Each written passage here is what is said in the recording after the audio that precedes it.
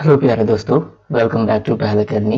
आज की क्लास में हम लेजर्स क्रिएट करना सीखेंगे।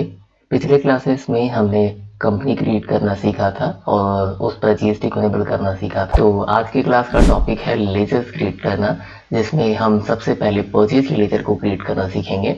परचेज की लेजर को क्रिएट कर ही हम आगे बढ़ सकते हैं। तो गेटवे ऑफ टैली में रहते हुए आपको क्रिएट का एक ऑप्शन देखने को मिलता है। यहाँ आपको क्लिक करना है, देन लेजर में आना है एंड क्लिक करना है। लेजर में आने के बाद हम परचेज की लेजर बनाने वाले हैं, तो हम परचेज के लेजर में इंट्रा स्टेट परचेज लिखेंगे। Intra state purchase local purchase को कंसिडर किया जाता है। Intra state purchase means local purchase. Purchase account को हमें ग्रुप करना है परचेज अकाउंट में, क्योंकि अब जब भी टैली में लेजर बनाओगे तो उसकी ग्रुपिंग करनी होती है और वो ग्रुप उससे पर्टिकुलर लेजर के ग्रुप में ही ग्रुप किया जाता है।